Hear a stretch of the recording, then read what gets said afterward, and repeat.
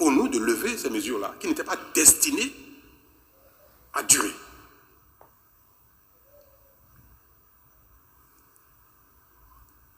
Brutalement, on apprend que les 3 pays, Burkina, Niger et Mali, sont sortis de la CEDEAO. Moi, cela m'a beaucoup peiné. Et même après cette décision, j'ai personnellement téléphoné à l'un d'entre eux. J'ai parlé au téléphone avec un des 3 présidents. À un moment donné, il faut tout dire. Je lui ai dit, c'est pas bien. Les peuples ne nous ont pas élus pour les diviser. Moi, j'ai été élu au Bénin. Vous, vous êtes en fonction depuis dans votre pays. Et notre rôle, c'est de conduire le destin pendant un temps de la communauté globale de la CEDEAO, de l'UMOA, pendant un temps. Mais la volonté des peuples, c'est de s'intégrer. Il n'y a pas de conflit entre le peuple du Bénin et le peuple du Niger. Il n'y a pas de conflit entre le peuple du Bénin et le peuple du Burkina ni du Mali. Et c'est vrai, il n'y a aucun problème entre les peuples de la communauté et l'UMOA de la CEDEAO. Aucun problème.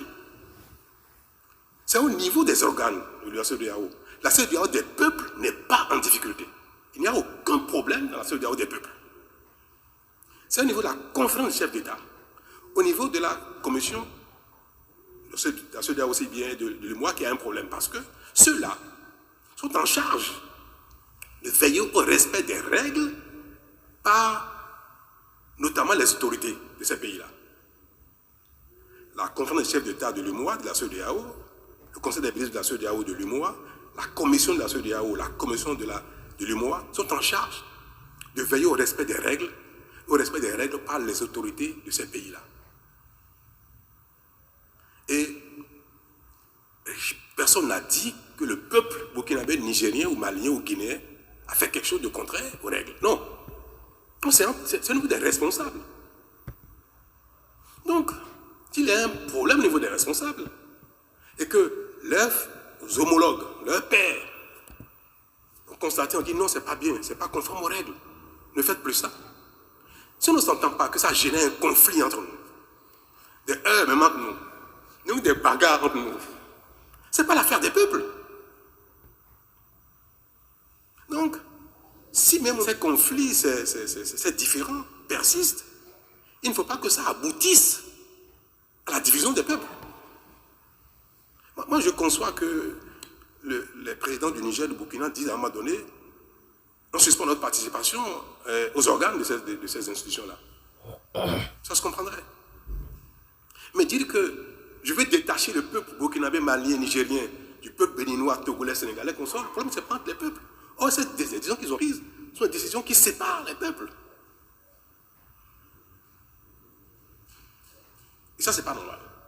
Et c'est pour ça que moi, celui à qui j'ai parlé tantôt, j'ai dit, ça allait trop loin.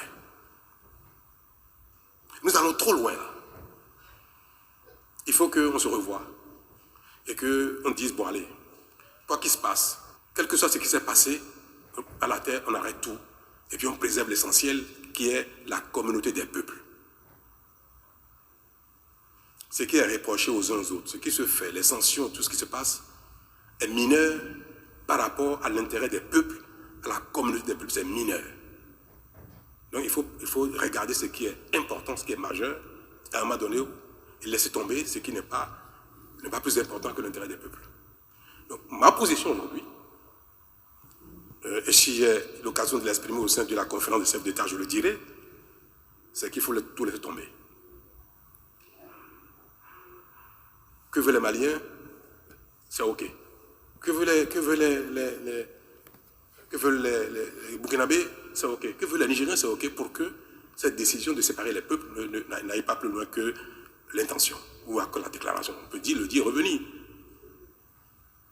Moi, c'est ma position, c'est mon souhait, et c'est ce que je dirais haut et fort partout. Dire que pour arriver à la division des peuples, s'il faut arriver à la division des peuples, alors là, non. Donc ça va bien au-delà du cas du Niger, ça concerne tous les 3 pays qui aujourd'hui, je ne dis pas les pays, les responsables des pays qui sont en mal avec les responsables des autres, membres de ces organes-là, parce que ce n'est pas contre les peuples qu'ils ont un problème, c'est entre nous.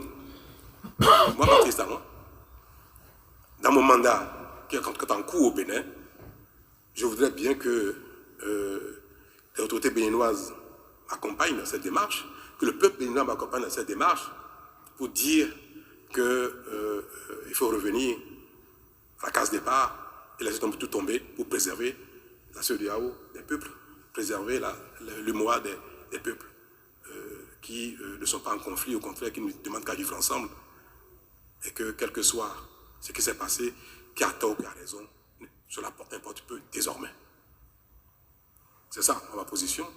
Et je voudrais que les autorités nigériennes, burkinabées et maliennes m'entendent.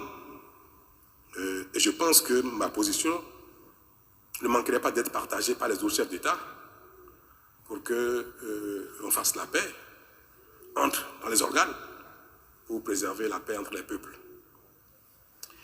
Et je ne peux pas évoquer ça sans parler du Sénégal. On observe aujourd'hui que le Sénégal aussi est en difficulté. Et ce qu'on observe au Sénégal qui est regrettable est de nature aujourd'hui à nous interpeller sur le rôle des communautés auxquelles nous appartenons. Est-ce que la CEDEAO, l'UMOA, cette fois-ci doit condamner ou non? Est-ce qu'elle doit condamner ou non? Quand on condamne, on dit qu'il ne faut pas condamner. Quand on sanctionne, on dit qu'il ne faut pas sanctionner. Il faut faire quoi? On va dire oui, mais si vous avez condamné ici, il faut mieux condamner là. D'accord, on l'a fait. Après le Mali, la Guinée, le Burkina, on l'a fait. On dit bon, une, deux fois. Vous savez que le Burkina n'a pas été sanctionné, du tout. Mais le Niger, oui, parce qu'on a dit, à un moment donné, trop c'est trop. Ce trop c'est trop là continue. Il y a encore un trop qui vient dessus. Il faut faire quoi? Est-ce que la CEDEAO doit condamner? Dire non, ce n'est pas admissible. Non, revenir en arrière. Non, si ce n'est pas fait, voilà les sanctions. On va dire, mais il n'a pas vu ce qui passe au Niger. On l'a fait au Niger. Voilà là où c'est en train de nous amener. Donc, moi, je suis perdu un peu. Je suis perdu. Qu'est-ce qu'il faut faire? Si on regarde ce qui s'est passé dans les 4 pays et ce que nous avons pris comme décision, ce que ça a donné, qu'est-ce que nous devons faire aujourd'hui si demain quelque chose se passe encore dans un autre pays comme le Bénin? Ça se passe en Côte d'Ivoire, au Togo, en Guinée-Bissau, on fait quoi? Et c'est là aussi que j'interpelle les médias, j'interpelle nos peuples pour dire, mais parfois, dites-nous ce qu'il faut faire. Moi, j'ai entendu mes populations majoritairement dire qu'il ne faut pas sanctionner le Niger. Parce que c'est nos frères et sœurs qui vont souffrir. Et j'ai dit, oui, d'accord. Mais moi, dans mon rôle, je ne peux pas faire ce que vous me demandez. Parce que la plupart des Béninois n'étaient pas d'accord pour les sanctions. Contre la plupart. J'ai fait quoi? Je dis dans mon rôle, je dis non, vous n'êtes pas d'accord, certes. Mais pour l'intérêt de nos peuples, l'intérêt des peuples nigériens, il faut faire quelque chose. Il ne faut pas laisser comme ça, il faut sanctionner. On a vu ce que ça a donné. On est en train de voir que est-ce qu'on n'a pas eu tort d'être allé jusque-là. Quand ça se passe ailleurs, on fait quoi?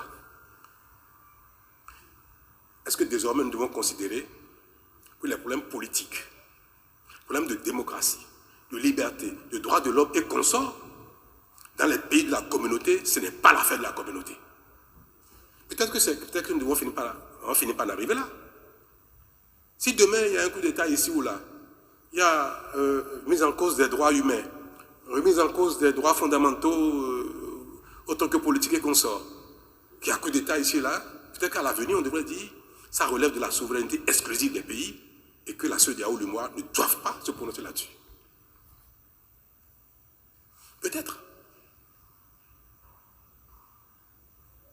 Donc moi j'aimerais bien que, si je pouvais faire un référendum, je le ferais pour demander aux uns aux autres, aux intellectuels, à la masse, aux acteurs politiques, est-ce que le Bénin doit plaider au niveau de ces institutions, au niveau de ces communautés, pour qu'on enlève de nos missions, on enlève des prérogatives des institutions, ce fait d'être le garant de la démocratie, le garant des libertés, le garant des droits fondamentaux. C'est le fait d'être garant qui amène les positions que nous adoptons et qui causent ces problèmes-là et qui sont décriés à un moment donné. Est-ce que, je vous pose la question, vous qui êtes dans la masse, qui relayez les opinions des uns des autres, est-ce qu'il ne faudrait pas qu'à l'avenir, aux prochaines réunions de la CEDEAO de l'UMOA, on dise, que je dise, que le Bénin dise, il faut enlever de nos missions le fait d'être garant de la démocratie. Le fait que la CEDEAO doit être garante des libertés et des droits fondamentaux. Moi, c'est à cela que je voudrais que mon peuple m'éclaire, que la classe politique m'éclaire, pour savoir quelle position je dois défendre prochainement dans les réunions. Mais si on dit non, il faut qu'on continue d'être garant, mais être garant, c'est veiller à ce que ça ne se passe pas. Que si ça se passe, il faut sanctionner. Il faut contraindre à revenir à l'élection, ça veut être garant.